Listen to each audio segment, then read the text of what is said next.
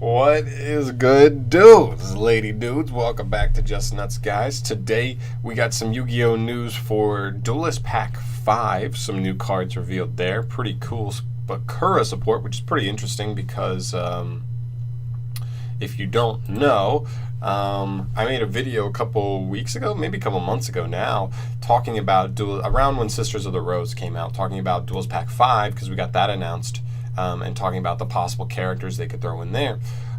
It's a pretty long discussion. It's pretty in-depth, but if you want to go check it out, go ahead. I did talk about BAKURA, but he was definitely on the back burner for what I was expecting, but it is cool to see and all that. So pretty much the reason I was skeptical about BAKURA being in Duelist Pack in general was because he doesn't have an archetype. So what they're going to support a character, I guess the character itself is an archetype in this sense, but we have like a new Necrofear monster and two new like smaller monsters to help support the Necrofear. They're cool stuff. They're nothing super meta, but he doesn't have his own archetype, so I was skeptical that he would get his own support, but he did, and I did bring it up, so shout out to me that I actually hit it this time, sort of. But anyway, for the actual cards, we're going to start with Curse Necrofear. A new version of Dark Necrofear, a level 8 Dark Fiend monster, 2800 attack, 2200 defense, the opposite stats of Dark Necrofear. First effect says this card cannot be normal, or I'm sorry, this is not the first effect, it has two other effects, but it can't be normal summoned or set, and can only be special summoned by a card effect. It can be another card effect, but also its own. And the first and second effect are hard once per turns. First effect says you can target 3 of your banished fiend monsters, special summon this card from the hand, then shuffle those targets into the deck. Pretty cool, drop it, but I feel like it would definitely take a minute to get 3 fiends banished. I guess the idea is that you banish 3 with Dark Necrofear, and then you special this by shuffling them back, and you get 2 out at the same time. But it takes a little bit of setup. If this monster you control is destroyed by your opponent and sent to the graveyard during the end phase of that turn, special summon this card from the graveyard, then you can destroy cards your opponent controls up to the number of spells and traps you control with different names. So it doesn't target, which is pretty nice. It revives itself if your opponent has to destroy it, but still relying on your opponent destroying it. And you have to have face-up spell and traps because you can only destroy cards up to the number of spell and traps you control with different names. So they have to be different name face-up ones. But overall, I think it's a cool card. It's nothing crazy. This deck will not storm the meta. These guys are a little more interesting to me, these two little ones. So we have Dark Spirit of the Denial, which is a level 3 Dark Fiend, 1600 attack. Actually not bad for a level 3. And the first and second effects are hard once per turns. During the damage step in which your opponent's monster attacked, you can send this card you control or in your hand to the graveyard to target 1 level 8 Fiend monster in your graveyard and special summon it. But its effects are negated, and switch the attack target to that monster and proceed to damage calculation. A lot going on there, but pretty much if your opponent ever attacks, you can just use this as a hand trap or use it on the field. Just send it and then revive a level 8 Fiend. I like that it's generic. I mean, I was thinking about Lure of Darkness because Lure of Darkness does play Diabolos, but Diabolos, I believe, is a dragon. He's not even a fiend, so that doesn't work. But I did get excited when I saw these are level 3 Dark Fiends, maybe for possible Ties the Brethren shenanigans, but they don't really work, I don't think. But it's a cool effect, nothing crazy, but I think it is nice utility. And then if a level 8 Fiend monster is sent to your graveyard while this card is in the graveyard, you can add this card to your hand. So you literally just keep recycling this, which is a nice little loop that you literally like send this to revive a level 8. Then if your opponent outs the level 8, or you can link it off, it just says sent period, you could Foolish a level 8 Fiend and then add this back to your hand, which is really nice. I actually like that recursion effect a lot. Then we have the second one, another version of this guy. I love their artwork, by the way.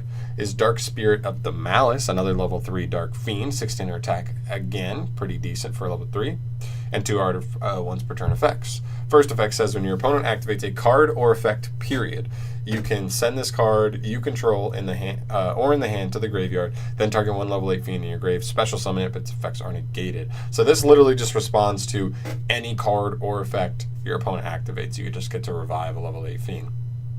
It's actually not bad. Really, though. I'd have to look at the list of like level 8 Dark Fiends to see if there is some kind of, or not dark, but level 8 Fiends that do specifically work with these guys to see if there is something spicy, but he's pretty cool. And he also has the same recursion effect, saying if a level 8 Fiend is sent to your grave while this card's in the grave, add it back to your hand. I love these recursion effects for these guys. I don't think their effects are like too insanely busted, but the fact that they recur themselves so easily, you could literally link the monster off and then just get these back to your hand. You get both back to your hand in one turn. Should be wild. And you just keep cycling through them every turn. Which allows you to grind, actually, which is interesting. And then we have a spell card called Dark Occultism, which is a normal spell. You can only use the first and second effects of this card's name once per turn. The first effect says discard one card to add one Destiny board or level 8 Fiend monster from your deck to your hand.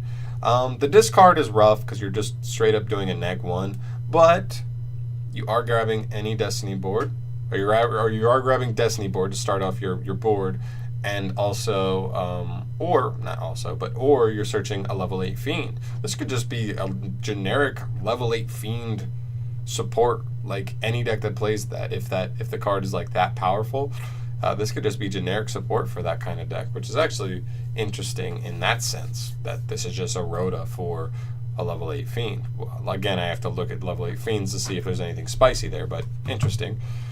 Second effect says you can banish this card from the graveyard, except during the card it was sent there, to place any number of Spirit Message cards or Destiny board in your hand or graveyard, each with different names, on the top of your deck in any order, or on the bottom of your deck. I don't know why I said top. On the bottom of your deck in any order, then draw cards equal to the number you put back. So this is a nice little like redraw effect. Like you literally just load back like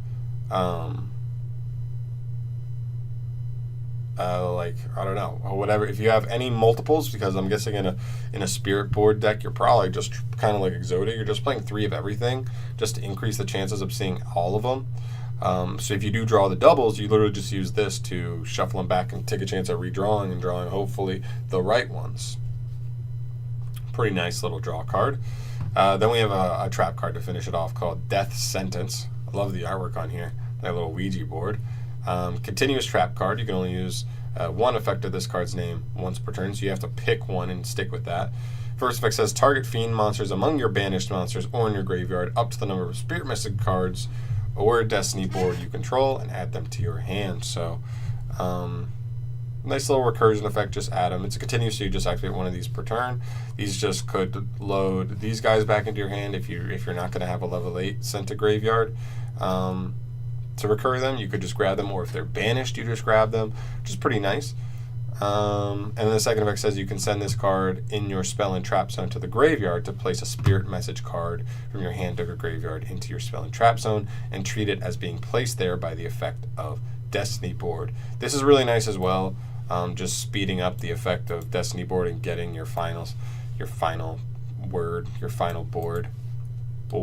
set up. And yeah, I think, listen, this is clearly not designed to be super meta. I could maybe see these cards being really relevant for a possible Fiend deck in the future that does play a level 8.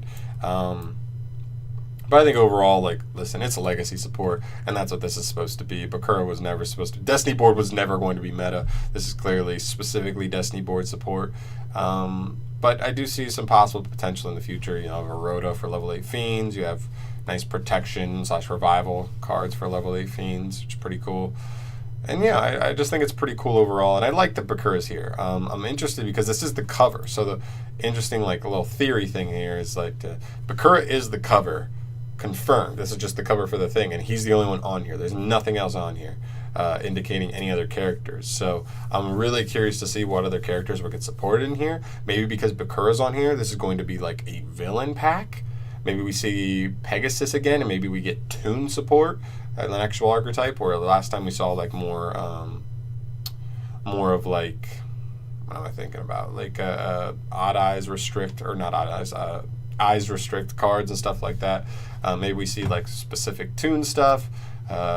We can see like Guardian support for the guys who, like in the Seal of War Calcos arc and stuff like that. There's a ton of like things we could see get support here, and I'm curious what kind of characters we see get support and what decks gets kind of some kind of support. So stay tuned for that, guys. I'm definitely going to be keeping up on that. And when we do get more information on here, I will be making more videos and stuff on it. But yeah, this is pretty cool. Like, that's all it is. Like, that's what these packs are designed to be. They're not supposed to be meta crazy. I'm sure there'll be some stuff that is kind of nice for certain decks. What is happening right now? All right, sorry about that. And yeah, I'll see you guys in the next video. Thank you so much for watching. Peace.